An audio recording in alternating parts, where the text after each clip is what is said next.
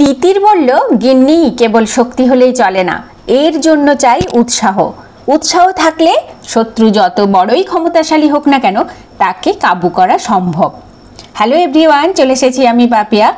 আবার সমুদ্র, তিতির পাখি, বিষ্ণু আর গরুর দেবকে নিয়ে এই পৌরাণিক গল্পটার কিছুটা পার্ট কালকের ভিডিওতে বলেছিলাম, বাকি অংশটুকু নিয়ে আজকে চলে এসেছি। গল্পটা শুরু যখন করেছি তখন শেষ তো করবই, কিন্তু তার আগে যারা জানো তারা তো জানোই, যারা জানো না তাদের জন্য। আমি পাপিয়া, দুর্গাপুর ওয়েস্ট বেঙ্গল থেকে। আমি আমার জীবনের সুন্দর সুন্দর দিনের ভিডিও বানাতে ভালোবাসি আর গল্প বলতে ভালোবাসি, আর সেইগুলো আপনাদের মাঝে শেয়ার করতেও ভালোবাসি। আর সেগুলো দেখে আপনারা যখন ভালো বলেন, লাইক কমেন্ট করেন, তখন আমার ভীষণ ভালো লাগে। সেই জন্য আমার এই ভিডিওগুলো দেখে অতি অবশ্যই লাইক কমেন্ট করতে হবে। ওল্ড দীঘার ঝলমলে আলোতে সমুদ্রের ঢেউ কি সুন্দর ঝলমল করছে।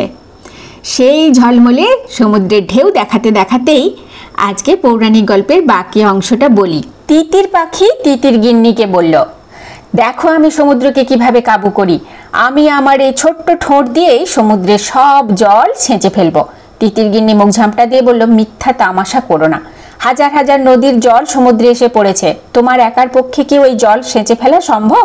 তুমি বরং এক কাজ করো, তুমি অন্যান্য পাখিদেরও ডেকে নাও, সবাই মিলে যদি কিছু করা যায়। তিতির তখন এক সভা ডাকলো। সেখানে এসে হাজির হলো মাছরাঙা, সারস, বক, হাঁস, যত রকমের ছোট বড় পাখি আছে সবাই। তিতির কর্তা সকলকে তার ডিম ভেসে যাওয়ার গল্পটি শোনালো।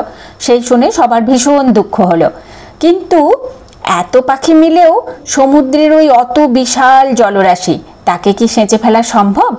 শেষে পাখিরা সবাই মিলে ঠিক করলো যে তারা তাদের রাজা গরুরের শরণাপন্ন হবে। একমাত্র গরুরই পারবে এই সমস্যার কিছু একটা বিহিত করতে। সব পাখিরাই এই প্রস্তাবে স্থায়ী দিল এবং সবাই মিলে গরুরের কাছে গিয়ে উপস্থিত হলো। তারা হাত জোড়ো করে মিনতি ভরা কণ্ঠে বলল, প্রভু, আপনি থাকতে সমুদ্র তিতিরের ডিম চুরি করে নিয়ে চলে গেছে। এভাবে চলতে থাকলে একদিন পাখিকুল ধ্বংস হয়ে যাবে। আপনি এর একটা প্রতিকার করুন।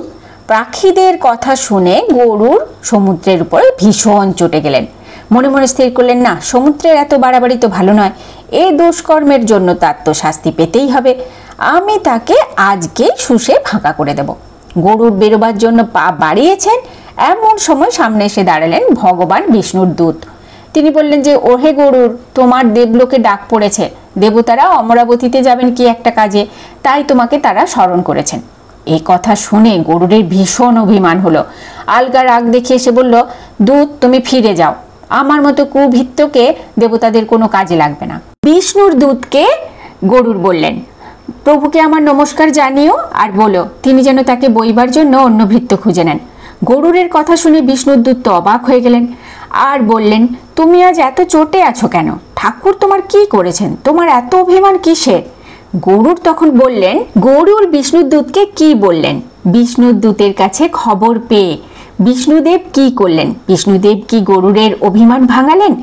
সমুদ্র কি তার শাস্তি পেল? সমুদ্র কি তিতিরের ডিমগুলো ফিরিয়ে দিল? সবটুকু নিয়ে কালকের ভিডিওতে চলে আসছি। আর এখন টাটা, বাই বাই, ভালো থাকবেন সবাই।